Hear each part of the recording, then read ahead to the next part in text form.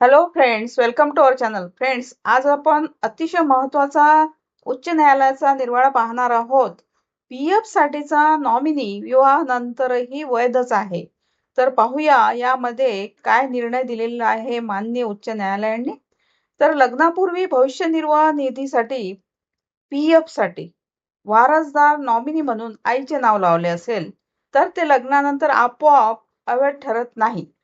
संबंधित कर्मचाऱ्याने वारसदार बदलण्यासाठी तसा लेखी अर्ज सादर करून नवीन वारसदार नेमणे आवश्यक आहे, असं सांगत सैन्य दलातील मृत कर्मचाऱ्याची आई त्याची भविष्य निर्वाह निधीची संपूर्ण रक्कम मिळवण्यास पात्र असल्याचा निर्वाळा देत ही रक्कम त्यांच्या मातेला देण्याचे निर्देश मान्य न्यायालयाने केंद्र सरकारला दिले.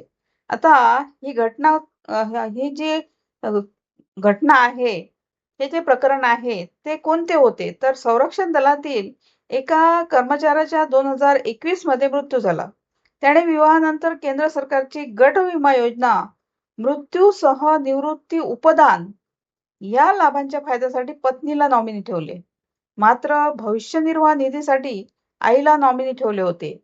त्याच्या मृत्यू पश्चात गट विमा योजना मृत्यूसह निवृत्ती उपदान म्हणून संबंधित मृत कर्मचाऱ्याच्या पत्नीला 60 लाख रुपये दिले. तसेच दरमहा 55,000 रुपये निवृत्ती वेतनही मंजूर केले.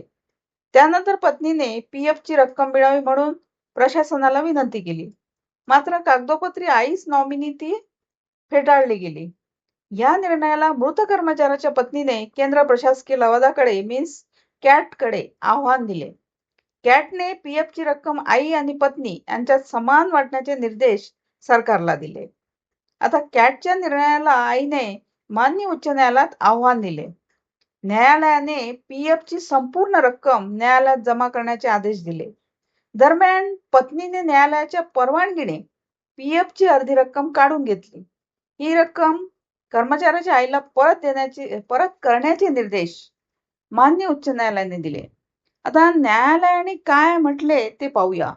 नॉमिनी केवळ पैशांचा किंवा मालमत्तेचा संरक्षक असतो. नॉमिनीला जरी लाभ मिळत असला तरी उत्तराधिकारी कायद्यानुसार वारसांमध्ये पैसे वाटून घ्यावे लागतील. आता कॅटने कायद्याच्या चुकीचा अर्थ लावला. पीएफ ची रक्कम आई व पत्नीमध्ये समान वाटून द्यावी हा कॅटचा आदेश रद्द ठरवत आहोत. विधवा पत्नीला उत्तराधिकारी कायद्यांतर्गत पीएफ सह अन्य मालमत्तेमध्ये हिस्सा मिळवण्यासाठी दिवाणी न्यायालयात कार्यवाही करावी.